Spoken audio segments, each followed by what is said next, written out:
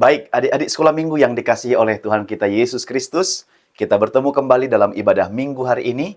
Kita akan mendengarkan firman Tuhan. Sebelum kita mendengarkan firman Tuhan, marilah kita terlebih dahulu berdoa. Damai sejahtera Allah yang melampaui segala akal, itulah yang memelihara hati dan pikiranmu dalam Kristus Yesus Tuhan kita. Amin.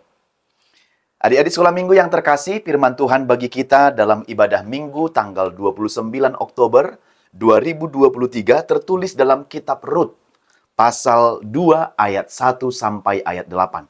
Rut pasal 2 ayat 1 sampai 8, Amang Pendeta akan baca demikian. Naomi itu mempunyai seorang sanak dari pihak suaminya, seorang yang kaya raya dari kaum Elimelek, namanya Boas. Maka Rut perempuan Moab itu berkata kepada Naomi, "Biarkanlah aku pergi ke ladang memungut bulir-bulir jelai di belakang orang yang murah hati kepadaku." Dan sahut Naomi kepadanya, "Pergilah anakku." Pergilah ia, lalu sampai di ladang dan memungut jelai di belakang penyabit-penyabit.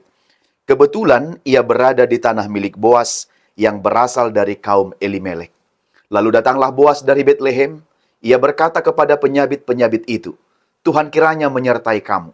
Jawab mereka kepadanya, "Tuhan kiranya memberkati tuan." Lalu kata Boas kepada bujangnya yang mengawasi penyabit-penyabit itu, "Dari manakah perempuan ini?" Bujang yang mengawasi penyabit-penyabit itu menjawab, "Dia adalah seorang perempuan Moab. Dia pulang bersama-sama dengan Naomi dari daerah Moab. Tadi ia berkata, 'Izinkanlah kiranya aku memungut dan mengumpulkan jelai dari antara berkas-berkas jelai ini di belakang penyabit-penyabit.' Begitulah ia datang dan terus sibuk dari pagi sampai sekarang, dan seketika pun ia tidak berhenti." Sesudah itu berkatalah Boas kepada Rut, "Dengarlah dahulu anakku, tidak usah engkau pergi memungut jelai ke ladang lain, dan tidak usah juga engkau pergi dari sini. Tetapi tetaplah dekat pengerja-pengerjaku perempuan." Demikian firman Tuhan. Shalom bagi adik-adik sekolah minggu yang dikasihi oleh Tuhan kita, Yesus Kristus. Dua kata yang sangat penting dari firman yang Amang baca tadi adalah taat dan setia. Sekali lagi, taat dan setia. Tampaknya mengucapkan taat dan setia itu sangat gampang. Taat, setia. Taat, setia. Tetapi untuk mengerjakan menjadi orang, menjadi anak-anak yang taat dan setia itu tidak segampang mengucapkan. Benar? Mudah nggak melakukan menjadi anak-anak yang taat? Menjadi anak-anak yang setia? Di rumah, di gereja, di sekolah, atau bersama-sama dengan teman-teman, atau dimanapun adik-adik sekolah minggu berada. Jadi harus benar-benar ada tekad yang besar untuk melakukannya. Sehingga kita, adik-adik semua menjadi anak-anak yang taat dan setia. Terlebih taat dan setia kepada siapa? Tentunya taat dan setia kepada Tuhan. Adik-adik, tidak hanya kepada manusia diperlukan taat dan setia. Misalnya kepada orang tua. Memang perlu kita menjadi anak yang taat dan setia kepada orang tua kita, kepada guru-guru kita, kepada guru sekolah minggu kita, abang dan kakak kita, teman-teman bermain kita, teman sekolah kita, teman sekolah minggu kita. Tetapi terlebih-lebih kepada Tuhan, haruslah kita menjadi anak-anak yang taat dan setia. Emang untuk apa sih kita menjadi anak yang setia? Ya karena menjadi anak taat dan setia itu upahnya besar di surga. Nah, demikian dengan sifat yang dimiliki oleh seorang yang sudah Amang baca tadi, yang bernama Rut, terhadap Naomi, ibu mertuanya, dan kepada Tuhan. Jadi Rut itu adalah seorang perempuan Moab, dia adalah menantu dari Naomi, dia adalah perempuan yang setia kepada mertuanya juga kepada Tuhan. Jadi tidak hanya kepada manusia saja dia setia, tetapi juga terlebih kepada Tuhan. Atau sebaliknya, tidak hanya kepada Tuhan dia setia, tetapi kepada orang-orang dia tidak taat dan setia. Tetapi Rut itu adalah orang yang taat dan setia kepada Tuhan juga kepada manusia. Jadi Rut itu adalah menantu Naomi. Saat terjadi kelaparan di Betlehem, Padahal Bethlehem artinya adalah kota roti, tetapi pernah terjadi kelaparan.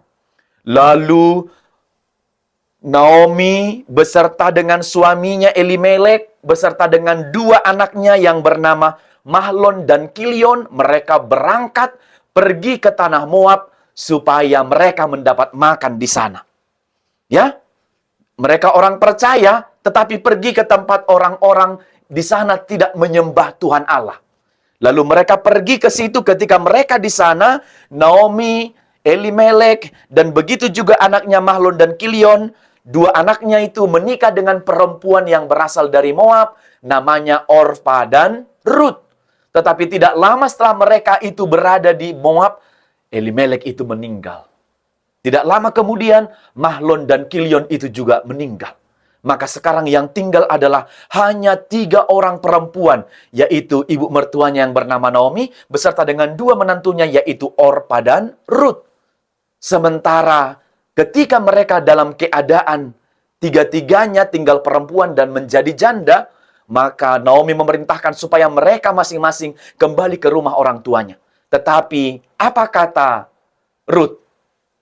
Kalau Orpa itu pulang ke rumah orang tuanya, tetapi Rut memilih untuk setia bersama dengan Naomi. Dia bilang, kemana engkau pergi, ke situ juga aku akan pergi, ibu mertua. Dan siapa Allah yang kau percaya, itulah menjadi Allah yang turut juga aku percaya. Berarti Rut ini adalah perempuan yang taat kepada mertuanya, setia kepada mertuanya, tetapi tidak hanya kepada manusia, dia juga setia kepada Tuhan yang dipercaya oleh mertuanya itu, yaitu Tuhan Allah yang kita sembah dan kita percaya sampai saat ini. Nah, oleh karena itu adik-adik sekolah minggu, akhirnya Rut itu percaya kepada Tuhan Allah. Lalu setelah masa kelaparan itu berakhir, mereka pulang dari Moab, kembali lagi mereka ke Bethlehem. Kembali lagi mereka ke tempat asal mereka. Nah, setelah selesai itu, maka Rut memilih, aku mau tinggal bersama dengan engkau, aku mau ikut bersama dengan ibu mertua, dan kita bersama-sama kembali ke Bethlehem. Maka mereka pergi bersama-sama. Dan antara Rut dan Naomi itu tidak ada istilah bertengkar-bertengkar bagi mereka, walaupun antara ibu mertua dengan menantu, tetapi mereka hidup akur, hidup damai, hidup tentram, dan mereka saling mengasihi antara yang satu dengan yang lain. Meski ibu mertuanya pernah bilang, Rut, pergilah, karena siapa lagi yang kau harapkan dariku kalau seandainya pun aku menikah, tidak mungkin lagi anakku menjadi suamimu. Maka sekarang pergilah engkau kembali ke rumah orang tuamu, ke asalmu, ke bangsamu. Tetapi Rut bilang, tidak ibu mertua, aku akan bersama dengan engkau, kemana engkau pergi, ke situ aku pergi. Siapa Allah yang kau percaya, siapa Allah yang kau sembah, itu jugalah Allah yang aku sembah. Maka mereka sekarang kembali ke Bethlehem dengan kemiskinan. Mereka tidak punya apa-apa. Karena tadinya mereka berangkat dari Bethlehem ke Moab itu karena faktor terjadi kelaparan di Bethlehem. Lalu sekembalinya dari Moab ke Bethlehem, adik-adik sekolah minggu, mereka tidak punya apa-apa. Mereka tidak punya banyak harta. Ya, mereka tidak punya sesuatu lagi. Maka mereka harus bekerja keras. Ini dia. Jadi yang perlu tadi hidup saling berdamai. Yang berikut adalah harus hidup selalu bekerja keras. Belajar keras dan bekerja keras, gitu ya. Jadi tidak bermalas-malasan. Jadi Rut itu sebagai menantu, karena dia tahu ibu mertuanya lebih tua, dia bekerja keras untuk menghidupi bagaimana supaya mereka bisa bertahan hidup. Lalu Rut pergi untuk mencari makan. Yang perlu tentang makan dan minum sekarang diupayakan oleh Rut itu. Dan ibu mertuanya tinggal di rumah, sementara dia pergi mengerjakan pekerjaannya dengan sukacita. Meski tidak punya ladang, sekarang Rut pergi ke ladang orang lain untuk di situ dia bekerja. Dia tidak malas-malasan. Kemana dia kerja? Ke ladang milik saudara mertuanya. Ya, jadi ke ladang milik saudara mertuanya di Bethlehem itu, yang ketika itu adalah ada saudara mertuanya orang kaya yang bernama Boas. Jadi ketika pengerja-pengerja, banyak orang-orang di ladang Boas itu sedang bekerja untuk menyabit buah jelai, maka Rut datang. Dia bilang, boleh nggak aku bekerja di sini? Di belakang kalian bukan mengambil yang menjadi pemilik ladang ini, tetapi aku bekerja untuk mengambil berkas-berkas atau sisa-sisa dari hasil panen jelai itu. Karena kami tidak punya apa-apa, kami miskin, kami tidak punya apa-apa lagi untuk diandalkan, untuk kami makan, maka izinkanlah aku untuk bekerja. Dan pengerja-pengerja itu memberikan kesempatan kepada Rut untuk mengambil berkas-berkas atau sisa-sisa dari hasil panen itu di belakang para penyabit-penyabit itu. Itu artinya apa? Di mana ada kemauan, di situ ada jalan, adik-adik. Jadi adik-adik sekolah minggu sekalian pun, kalau punya kemauan, pasti Tuhan selalu buka. Pasti Tuhan buka jalan. Ku tahu Tuhan pasti buka jalan. Ku tahu Tuhan pasti buka jalan. Jadi ketika kemauan Rut itu ada, maka ada jalan diberikan oleh Tuhan. Lewat mengambil sisa atau berkas-berkas dari hasil panen ladangnya Boas itu. Lalu mereka mengizinkan mengambil bulir-bulir jelai itu yang berjatuhan, yang dipanen oleh pengerja-pengerja Boas itu. Dia mengambil sisa-sisanya. Dan dia adik-adik bekerja keras. Dia tidak malas-malasan. Tetapi dia semangat. Bagaimana kamu di sekolah? Bagaimana mengerjakan PR di rumah? Malas-malasan nggak? Banyakan main game nggak? Disuruh orang tuanya, kerjakan PR-mu, kerjakan tugasmu. Ntar lagi, Ma, lagi main game nih. Ntar lagi aja deh. Sampai ntar lagi, ujung. Akhirnya jam 12 malam, jam 1 dini hari, PR-nya tidak selesai. Besok paginya bangun merengek-merengek, nangis-nangisan, pakai drama-drama segala. Akhirnya sampai ke sekolah, PR-nya tidak dikerjakan. Kena pukul guru, kena hukum guru. Itu kalau malas-malasan. Contoh dong Rut itu, meski dia tidak punya apa-apa, dia mau bekerja keras. Adik-adik kan punya semuanya ya. Ada dikasih jajan sama papa mama, dikasih handphone, dikasih buku, tas, dikasih sekolah, ke gereja, dan semuanya serba ada. Ya, persoalan lebih bagus punya teman atau tidak, itu nggak persoalan dulu ya. Tapi yang penting ada dulu nih. Lalu bagaimana? Bekerja keras nggak? Jangan sudah ada handphonenya makin malas, sudah ada bukunya makin malas, sudah ada laptopnya makin malas, sudah diantar sekolah makin malas, sudah dijemput sekolah makin malas. Jadi dong, anak-anak yang bekerja keras, belajar keras. Kayak Rut nih, contoh dan tiru dong. Ya, dia walaupun tidak ada, dia tetap bekerja keras. Dia ambil burir-burir yang berjatuhan itu, Rut bekerja di belakang pengerja-pengerja Boas, jadi meski miskin, dia tetap bekerja keras. Bukan malas-malasan dia. Bukan malah tidur-tiduran. Jadi bulir-bulir yang berjatuhan itu diambil oleh Rut, minta izin kepada penyabit-penyabit itu, lalu dari kejauhan, ternyata Boas melihat. Loh, siapa orang itu gitu? Kok ada orang lain ya? Kayaknya pengerjaku sekian banyak, kok tiba-tiba ada orang di belakangnya, lalu dia menghampiri, dia bilang, siapa perempuan ini? Lalu pengerja-pengerja itu bilang, ini saudaranya Naomi, ini masih keluarganya kalian. Ini perempuan menantunya yang dibawa datang dari Moab sampai ke tempat kita ini. Tapi lihatlah Boas katanya, sejak dari pagi sampai sekarang dia bekerja keras. Dia tidak malas-malasan, dia tidak tidur-tiduran, dia tidak duduk-duduk melulu, dia tidak menunggu-nunggu dikasihani. Tetapi dari tadi dia kerja keras loh. Dia tidak mau tidak mau malas-malasan. Dia tidak hanya meminta diberikan gitu, menunggu tangannya terbuka lalu dijatuhkan di situ bantuan. Enggak, tapi dia bekerja keras dari tadi katanya. Sungguh kata si Boas begitu. Iya benar. Dia dari tadi kerja keras loh. Kalau begitu dibilangnya, anakku kata si Boas sama Rut. Sekarang bolehlah ambillah jelai yang berjatuhan itu atau ambillah yang perlu untukmu. Jangan kau pergi ke ladang orang lain, tetapi tetaplah di sini. Dan ambillah apa yang perlu. Meski Rut itu tadinya minta izin, tetapi kemudian Boas ambillah. Lihatlah betapa giat dia bekerja, kata pengerja-pengerja itu. Dari tadi dia tidak ada istirahat, dia tidak malas-malasan. Dia bekerja keras, kenapa? Ya supaya ada untuk makan dia bersama-sama dengan mertuanya. Lalu Boas adik-adik kagum melihat perempuan yang bernama Rut itu. Karena apa? Karena dia perempuan pekerja keras. Jadi jangan karena perempuan, malas-malasan, nanti abang yang bantu aku. Enggak, baik laki-laki, perempuan, siapapun dia harus sama-sama bekerja keras. Harus sama-sama belajar keras. Kalau kamu bilang, enggak apa-apa kan besok jadi bodoh juga. Enggak boleh dong. Kamu harus belajar keras, bekerja keras. Ya, mumpung ada kesempatan, mumpung Bapak punya biaya untuk menyekolahkan, mumpung waktu masih ada, mumpung masih sehat, mumpung semuanya masih diberikan fasilitas, nikmati dan buat untuk sesuatu yang menjadikan dirimu lebih baik. Ya, jadi dia bekerja keras mengambil apa yang menjadi perlu baginya.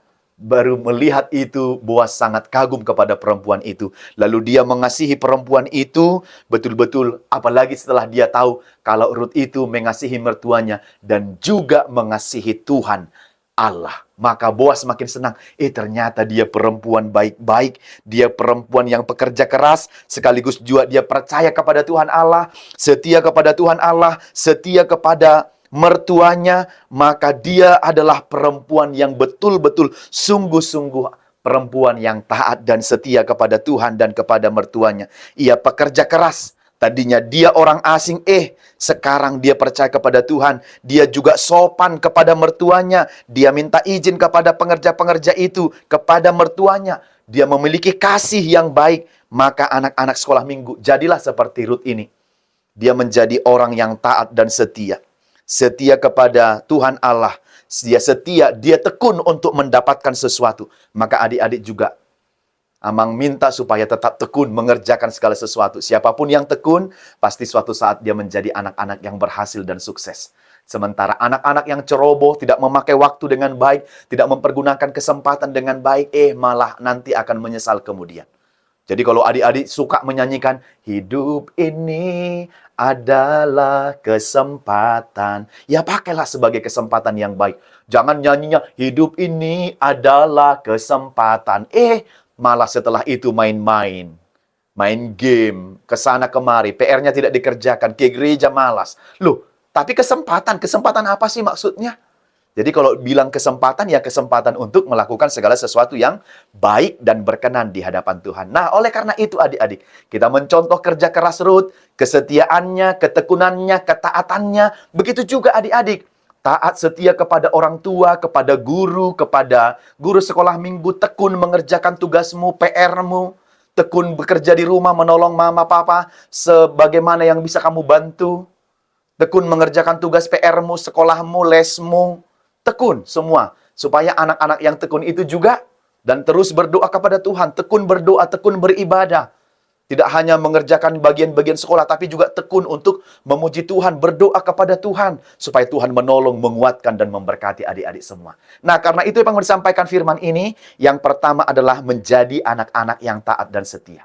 Tidak segampang mengucapkan ya adik-adik, tetapi menjadi taat dan setia itu butuh pengorbanan. Betul-betul adik-adik harus sungguh-sungguh. Kalau tidak sungguh-sungguh, tidak mungkin bisa menjadi anak-anak yang taat dan setia. Maka jadilah anak-anak yang taat dan setia. Yang kedua, giat dan rajin bekerja serta belajar.